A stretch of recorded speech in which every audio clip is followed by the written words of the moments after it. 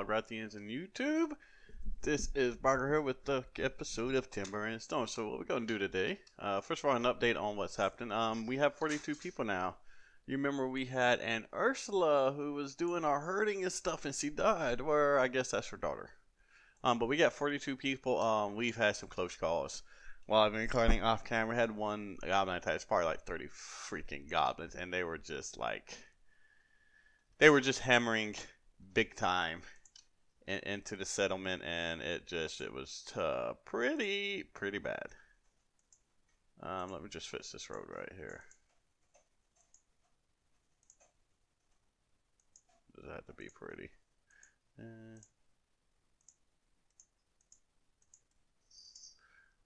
I'm gonna fix this road right quick. There we go. And that's only because we are going to build walls today, guys. As you see up there, I've got like 10,000 bricks. Yeah, a lot of freaking bricks. Took a lot of time to build them. I've set guard position here and here. Cut back on guard position, guards here. So we'll have 2 people here, 2 people here. And then we'll have 6 people defending our actual city. And we still got the 2 back here. They should be I also built this wall to kind of try and help these guys from getting attacked by goblins so much. It kind of does. Because if they attack a goblin, normally a goblin tries to swim over and they're able to kill them and stuff. So it does help. And it was just to try and control them to some degree. And then I put a hole through the wall so they could come back. So with that being said, what we're going to do is while we're doing this building, I am going to do a short review of the game. And so instead of hearing music, you're hearing me doing a review of the game. So guys, I'll talk to you in just a second about our review in just a second.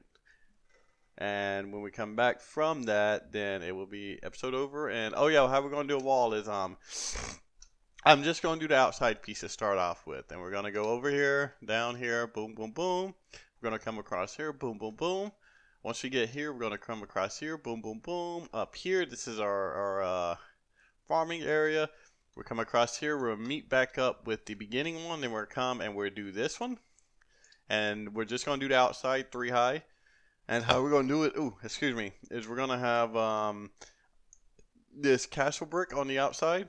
On the outside, 2 outside sides. Then we're going to just have stone on the inside because you're not really going to see stone. And it means I have to make less bricks. So that's what we're going to see. So guys, when I get done building this, we'll be done with the episode and we'll see how it looks in between there. We'll do a review. So thanks. So we are going to start the review of Timber and Stone, and it's probably going to be a short 5 to 10 minute review. Alright, so let's start with the first thing that I think is important in the game is fun factor.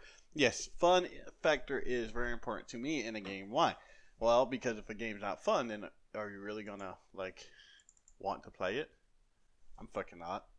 You're probably not. No. So, is Timber and Stone a fun game? Yes, it is. I have had a lot of fun with this game. I like seeing your city grow, seeing your people grow. Just the whole general idea of this community that you've built up growing. And I like games that are kind of on the smaller side like this. What I mean by that is that instead of looking at doing this whole huge population, what you have is a smaller population that you gotta get stuff done because you can get attached to people. You can remember their names and all of this stuff, and I love that. So it is a very fun game, and I would definitely recommend it to anyone that likes this type of game as far as it being fun. I think anybody's going to have a good time with it. What else? Challenging. Challenging is another good thing. I think it's important for any good game to be challenging. And this definitely does have it to some degree. Now, what do I mean by this? In the beginning it is, and when I first played this, I played a few times, and it was rather hard to get it right, to figure it out. However, once I did, it was simple, I feel like I could go through this and not really have a danger of being wiped at any point because I kind of figured out how the enemies work and how they're stupid sometimes. And they are. They are. That's just the truth of the matter. And so, challenge for beginning game, yeah, middle game is kind of there. It picks up some, but end game definitely the challenge really isn't there at this point. So graphics. Let's talk about graphics. I do like the graphics in Timber and Stone. I like the look they went for it. However, they could use updating. They are definitely not up there with today's graphic for other games. So they could use some updating. But they get the job done. They do what they need to. They just don't go overboard with it. And that's to be expected when you have a small development team. Music, the soundtrack. The soundtrack is not annoying, but it's not fabulous. It's one of those soundtracks that you can listen to, but it can drop into background noise, which is good for a game like this because this is one of them games that if you want to beat it, you're going to be playing it for a pretty freaking lot of hours. So you really do want something that's not going to be annoying, but at the same time is going to give you a break every once in a while. I'd be able to sit back and say, oh, that's nice, but then you get to play it in background noise. That's important. So the soundtrack definitely does it. It's there. Where the game really takes a hit is on game mechanics. A couple areas. First of all is military. Military wise, it definitely is not advanced. You only have two units, archers and infantry, and they don't even mix together. No, if you try to mix them together, you're even if you do intense micromanagement, you're still going to end up shooting some of your infantry in the back of the freaking head or in the face, depending on which side you're shooting from. It's going to happen. They don't mix, so you really can't put together a strategy with these two. And so it's just clunky, and moving them around is clunky. You have to click on everybody one at a time. You have to use a lot of pausing, otherwise people start trying to run away, and it makes it a real pain in the ass to do anything with your infantry. If you want to go clear out the map, it's just a really big pain in the ass. It needs, a way to group your people together in squads, a way to set up rally points. It needs smarter AI. Your archers not shooting at an enemy when one of your people is right there between them. I don't know. Maybe they think they're ghosts, or that they have special like arrows that works to the enemy and doesn't hit their people. I don't know which, but they need to figure out that they can shoot them in the back of the freaking head. And same thing with the profession. So I like a profession system, don't get me wrong. However, the profession system in this game just doesn't seem to have depth. I mean, your people advance through the levels, and then it's like, oh, this level they can build a little more and stuff.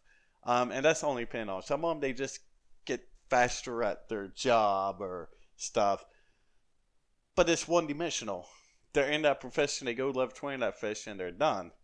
They need to have professions from that people actually go through it, and you use this profession, you get so many levels, and you can go up to this one, or you combine levels from over here and this one to create this, and different stuff like that to get the profession system a greater amount of depth, I guess would be what I would be saying.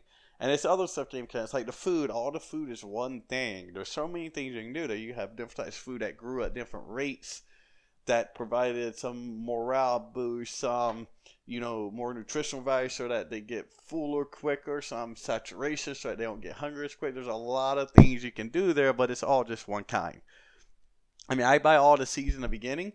However, in truth, you could just, if you have one food seed, just plant nothing but that in. It doesn't make a freaking difference because it's all shoved in this crate, and it's mushed up, and then your people go and they pick up a handful and they just eat out of hand this like mushed up raw meat and fucking turnips and pumpkins and stuff. At least that's a picture I have in my head.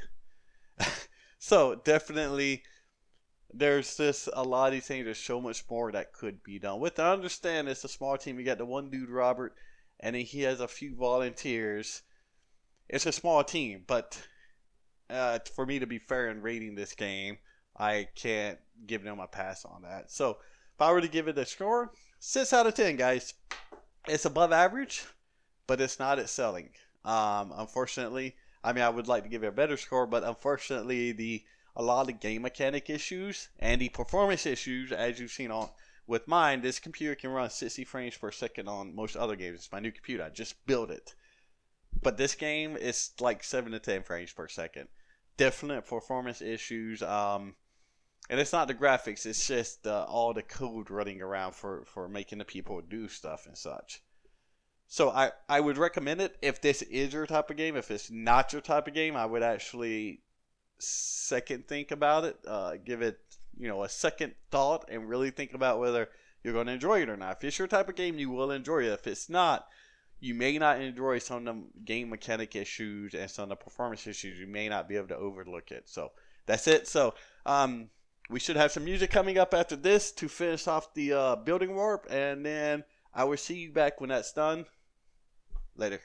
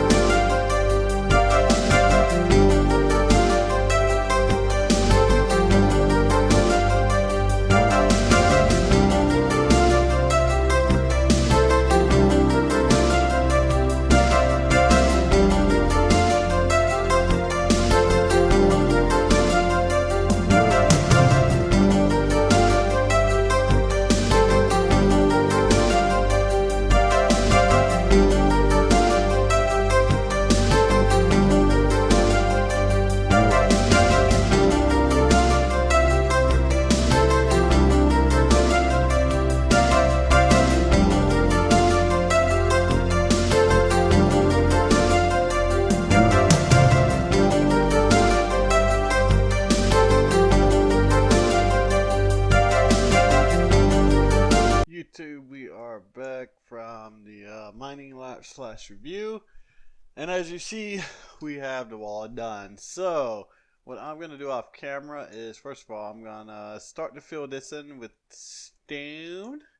But before I do that, I'm gonna do some mining out here. I'm not exactly sure how I'm gonna do this. I'm gonna fill it in and such.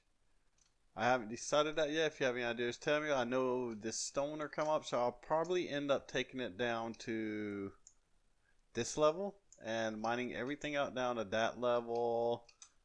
And what that'll do is that'll put that down 3 levels. So that'd be like 1, 2, 3. So I put it down that level. I'll probably just leave this slope down like this. I don't know. Let me know what you think I should do. But yeah. And we're probably just going to leave one thing for right now. I am going to do this wall that's going to be down here off camera. But I'll wait till we're closer to creating our dock area before I do that. That's pretty neat. Yeah, but I think the wall is looking pretty cool. I think it's going to look good. And thank you for watching. And, well, deuces.